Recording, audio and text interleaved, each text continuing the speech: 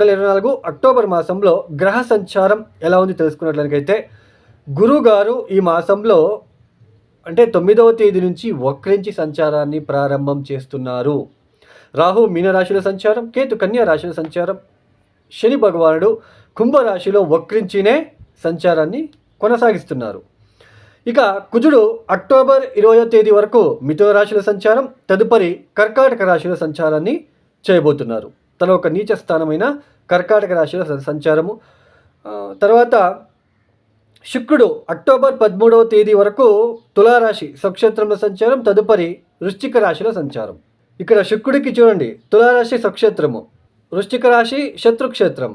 వృశ్చిక రాశిలో శుక్రుడు రాగానే సో ఎవరైనా పుట్టిన జాతకుడికి వృశ్చిక రాశిలో కనుక శుక్రుడు ఉన్నట్లు కనుక అయితే అది డిపెండ్స్ ఆన్ వాళ్ళ ఎన్ని డిగ్రీలో ఉన్నాడు, ఏ నక్షత్రంలో ఉన్నాడో దాన్ని చూసుకొని చెప్పాలి ఫలితాలు. బుధుడు వచ్చేసి అక్టోబర్ 10వ తేదీ వరకు కన్యా రాశిలో సంచారం, తదుపరి తులారాశిలో సంచారం. ఇక సూర్యుడు అక్టోబర్ 17వ తేదీ వరకు కన్యా రాశిలో సంచారం, తదుపరి తులారాశిలో సంచారం. ఈ ఒక గ్రహ సంచారం రీత్యా ద్వాదశ రాశుల వాళ్ళకి ముందుగా మేషరాశి. ఈ మేషరాశి వాళ్ళకి ఈ ఒక మాసంలో ఏ గ్రహాలు యోగిస్తున్నారు అంటే 2024 అక్టోబర్ మాసంలో ఏ గ్రహాలు యోగిస్తున్నారు అని తెలుసుకున్నట్లు కనుకైతే అక్టోబర్ 20వ తేదీ వరకు కుజుడు యోగిస్తున్నాడు. అక్టోబర్ 17వ తేదీ వరకు ఈ ఒక రవి యోగిస్తున్నాడు, బుధుడు కూడా యోగిస్తున్నాడు. అంటే అక్టోబర్ 17 వరకు మాత్రమే రవి యోగిస్తున్నాడు, అక్టోబర్ 10 వరకు మాత్రమే బుధుడు యోగిస్తున్నాడు. ఇక శని వచ్చేసి ఈ మాసమంతా కూడా ఆయన శుభ ఫలితాలని ఇస్తున్నారు.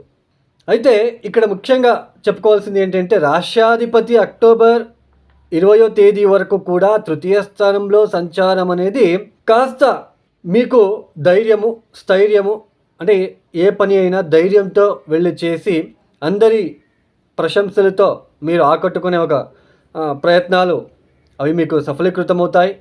అంటే మీ ఏ కష్టం అంటే అతి క్లిష్టమైన ఒక పరిస్థితుల్లో కూడా అది ఎలాంటి పని అయినా కూడా దాన్ని కరెక్ట్గా చేసేసి అందరి ప్రశంసలు అందుకునే ఒక దిట్టగా మీరు సాగుతారు అని చెప్పొచ్చు. ఆ రూట్లో మీరు వెళ్తారు. ఇంకా నూతన వస్త్రధారణము, కొత్త బట్టలు కొనుక్కోవడం లాంటిది, కొత్తగా ఏదైనా మనకి కావాల్సింది కొనుక్కోవడానికి ఇది మంచి సమయం అనేది చెప్పుకోవచ్చు.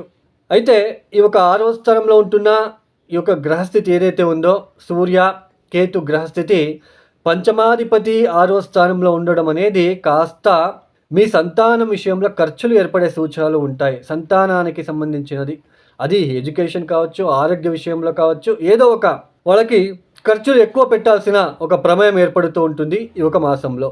ఇక గురువుగారు అక్టోబర్ 9వ తేదీ తర్వాత ఆయన వక్రించబోతున్నారు. ఇది కూడా కాస్త మనకి నెగిటివ్గా మారే అవకాశం ఉంటుంది. ఎలా నెగిటివ్గా మారుతుంది? ద్వితీయ స్థానంలో మనకి గురువు ఉన్నప్పుడు గురుబలం ఉంటుంది. అయితే ఆయన వక్రించినప్పుడు మళ్ళీ వెనక్కి వెళ్తాడు. అంటే ఆ గురువు అక్కడే ఉన్నప్పటికీ ఆయన ఒక దృష్టి ఒక వెనక్కి లాగా ఉంటుంది అని ఒక అర్థంతో మనము తెలుసుకుంటున్నాం. కాబట్టి వక్రించిన గురువు ద్వితీయ స్థానంలో ఉన్నప్పుడు వేళకు సరైన ఆహారం తీసుకోలేకపోవడం లాంటిది, ఆర్థిక విషయంలో ఇబ్బందులు రావడానికి కూడా, తర్వాత ముఖ్యంగా కుటుంబంలో ఏదైనా వేడుకలు ఆగిపోవడానికి, ఏదో ఒక విషయంలో ఏదో ఒక ఆటంకం వచ్చి ఏదో ఒక శుభకార్యం ఆగిపోవడానికి కూడా ఇక్కడ అవకాశాలు ఉంటాయి.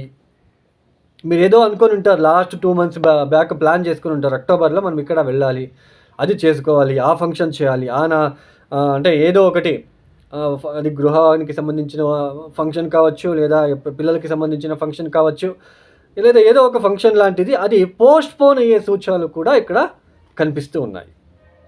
తర్వాత ఇక్కడ ముఖ్యంగా 7వ స్థానంలో అక్టోబర్ 17వ తేదీ తర్వాత సూర్యుడు వస్తాడు, బుధుడు కూడా అక్కడే, శుక్రుడు కూడా అక్కడే.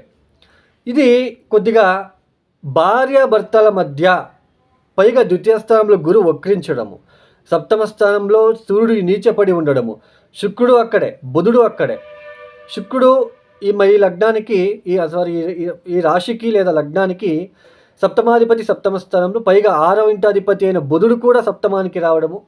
సో ఇవన్నీ కూడా ఎక్కడో ఒక చోటు భార్యాభర్తల మధ్య కావచ్చు, మ్యారేజ్కి సంబంధించిన ఒక ఫంక్షన్స్ కావచ్చు, తర్వాత ఈ యొక్క ప్రయాణాలు కావచ్చు, దూరపు ప్రయాణాలు స్టేట్ బై స్టేట్ కావచ్చు, లేదా మీరెక్కడో దూర ప్రాంతానికి వెళ్దామనుకున్న ఒక ప్రయాణం కావచ్చు. ఇవన్నీ కూడా కొద్దిగా ఇబ్బందికరంగా ఉండే ఆస్కారం ఉంటుంది.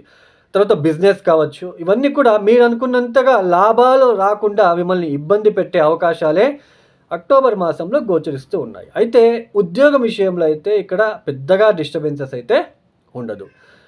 ఇక్కడ ముఖ్యంగా ఇంకొకటి, రాష్ట్రాధిపతి కూడా అక్టోబర్ 20వ తేదీ తర్వాత కుజుడు చతుర్థానికి వెళ్ళిపోతాడు, నీచబడి ఉంటాడు. ఎవరితోనో మాట్లాడకుండా ఉండే ప్రసంగం ఏర్పడుతూ ఉంటుంది. మీకు మాట్లాడబుద్ధి కాదు, ఎక్కువ మాట్లాడబుద్ధి కాదు, ఒక లేజినెస్ క్రియేట్ అవుతూ ఉంటుంది. వచ్చే లాభానికి ఆటంకాలు ఎదురవుతూ ఉంటాయి. నేను ముందుగానే చెప్పాను, గురువు వక్రించాడో ఆటంకాలు వస్తాయి ఆర్థిక విషయంలో. ఇది కుజుడు కూడా నీచబడి ఉండడము, తర్వాత లాభస్థాన్ని చూడడం అష్టమ దృష్టితో. సో ఇవన్నీ కూడా పైగా దశమాన్ని కూడా చూడడము. నా పని నేను చేసుకొని వెళ్ళిపోదాము, ఎవరితో మాట్లాడకుండా ఉద్యోగం విషయంలో నా పని నేను చేసుకొని వెళ్ళిపోదాం రా సామి అన్నట్టుగా మీరు వెళ్ళిపోతూ ఉంటారు. తర్వాత లాభాన్ని చూడడము, స్నేహితులతో కూడా కొంచెం ఏ స్నేహితులు తీసుకొని మనం ఏం చేద్దాము, అందరూ అలాగే, అందరూ ఎందుకో విసుగు వచ్చేసింది, ఎవరితోనో మాట్లాడబుద్ధి కావట్లేదు అనేంత ఒక తీరులో మీరు వెళ్ళడానికి అవకాశాలు ఉంటాయి. మీకు ముఖ్యంగా డైజెషన్, స్టమక్ రిలేటెడ్ ఇష్యూస్, పిత్తానికి సంబంధించిన ఇష్యూస్, నోటికి సంబంధించినది, తర్వాత మానసికంగా కొంచెం ఇబ్బందులు ఎదుర్కొనే సూచనలు ఈ ఒక మాసంలో కనిపిస్తున్నాయి. ఈ మేషరాశి వాళ్ళు తప్పనిసరిగా నవగ్రహాలకి కూడా 21 ప్రదక్షిణలు వేసుకొని ఓం నమః సూర్యాయ చంద్రాయ మంగళాయ బుధాయ చ అంటూ ప్రదక్షిణలు వేసుకోండి. తర్వాత దత్తాత్రేయ వారికి మీకు తగిన స్తోత్రాలు, దత్తాత్రేయ కవచం కావచ్చు, సిద్ధమంగళ స్తోత్రం కావచ్చు, పారాయణం చేసుకోవడానికి ప్రయత్నాలు చేసుకోండి. తర్వాత సుబ్రహ్మణ్యకి ప్రతిరోజు సుబ్రహ్మణ్య కరవాళంబ స్తోత్ర పారాయణము, లేదా సుబ్రహ్మణ్య అష్టోత్తర శతనామావళి కావచ్చు, మరియు సుబ్రహ్మణ్య స్వామికి పాలతో, కొబ్బరి బొండం నీళ్లతో అభిషేకాలు చేయించుకోవడానికి ప్రయత్నం చేయండి. చూడండి, అందరూ కూడా రాశి ఫలితాలు అనే వెళ్తున్నారు తప్ప యాక్చువల్లీ ఇక్కడ ఏంటి అంటే ముఖ్యంగా లగ్న కుండలి చాలా ఇంపార్టెంట్ అండి. రాశి ఫలితాలు అనేవి చంద్రాత్ మనం చూసుకుంటాం. ఇది గోచారంలో గ్రహాలు అనేది ట్రాన్సిషన్ అవుతూ ఉంటుంది. ఒక ఇంటి నుంచి అంటే ఒక రాశి నుంచి ఇంకొక రాశికి మారుతూ ఉంటారు. ఇలా మారేటప్పుడు ఈ మాస ఫలితాలు మనం చూసుకుంటాము. సో అన్ని గ్రహాలని మనం ఒక క్యాలిక్యులేట్ చేసుకొని సో ఎలాంటి ఫలితాలు వస్తాయని చెప్పుకుంటాం. అంటే గోచరంలో ఉంటున్న ఇది అంటే మెయిన్ లగ్న ఫలితాలు, లగ్నం నుంచి చూసుకున్నట్లయితే ఇప్పుడు ఫర్ ఎగ్జాంపుల్ ఇక్కడ లగ్నాత్, ఇప్పుడు వృషభ లగ్నమైంది ఒక వ్యక్తి, సింహరాశి అనుకోండి. గోచరంలో గురువు లాభస్థానంలో అంటే మీనరాశిలో సంచారం చేస్తున్నాడు అనుకోండి. అదే వృషభ లగ్నం నుంచి లాభస్థానం అవుతుంది, రాశి నుంచి అష్టమ స్థానం అవుతుంది. అంటే ఇక్కడ మనము ఇలా చూసుకునేటప్పుడు దశాభుక్తి చూసుకోండి. అట్లే దశాభుక్తి ఏది జరుగుతుంది, దశాభుక్తి కనుక ఫెయిల్ అయ్యి ఉన్నట్లు కనుకైతే లగ్నాత్తు లాభస్థానంలో గురువు ఉన్నాడు కాబట్టి ఆకస్మికంగా లబ్ధి వస్తుంది అని మనం తెలుసుకోవచ్చు. అదే గురు మహాదశనే జరుగుతుంది అనుకోండి, ఇది కూడా కొద్దిగా ఫేవరబుల్గా ఉంటుంది ఈ సంవత్సరం అని తెలుసుకోవచ్చు. ఎందుకంటే లాభస్థానంలో ఉన్నాడు కాబట్టి, గోచరంలో ఉంటున్నాడు కాబట్టి. అంటే లగ్న ఫలితాలు మనం తెలుసుకోవాలి తప్ప రాశి ఫలితాలు, పూర్తిగా రాశి ఫలితాలనే మనము కౌంట్ చేసుకుంటూ వెళ్ళరాదండి. అందరూ కూడా ఈ నక్షత్రము, ఈ రాశి వాళ్ళు ఇలాంటి రాశి వాళ్ళు పెళ్లి చేసుకోరాదు, ఇలాంటి నక్షత్ర వాళ్ళని పెళ్లి చేసుకోరాదు, ఇలాంటి నక్షత్రుడికి ఉద్యోగం బ్రహ్మాండంగా ఉంటుంది, ఆ నక్షత్రాధిపతికి ఆ నక్షత్రంలో పుట్టిన వ్యక్తి అసలు ఉద్యోగమే ఉండదు. ఇక్కడ చూస్తే ఈ నక్షత్రాలు పుట్టిన వాళ్ళు పెద్దగా ఉద్యోగంలో రాణిస్తారని ఉంటుంది. బట్ ఇక్కడ ఎందుకు లగ్నాత్ దశమస్థానాధిపతి గనక బలహీనపడి ఉంటే అది ఏ రాశి అయినా ఏ నక్షత్రమైనా వాడు ఉద్యోగంలో ఇబ్బంది పడక తప్పదు. దశమాధిపతి చాలా ఇంపార్టెంట్ అండి. ఇవన్నీ తెలుసుకోకుండా చాలామంది మీరు రాశి నక్షత్రం అని చెప్పుకుంటూ వాళ్ళు వెళ్ళడము, మీరు వినడము. సో ఇది అండి, నేను ఇక్కడ ఏది తప్పు చెప్పట్లేదు, బట్ రియల్ ఫ్యాక్ట్ ఇది. మనం లగ్నాత్ తీసుకుంటేనే మనకి ఫలితాలు అనేది సులభంగా గోచరిస్తాయి. ఇప్పుడు మగా నక్షత్ర జాతకుడికి ఉద్యోగంలో ఇబ్బందులే ఉండవు, పైకి ఎదిగిపోతాడు అని ఉంటుంది. దాంట్లో అలాగే ఉంది, లేదు అనట్లేదు. లగ్నాత్ దశమాధిపతి ఫెయిల్ అయింటే ఉద్యోగమే సరిగ్గా చేయలేడు. సో ఇది మనం అర్థం చేసుకోవాలి.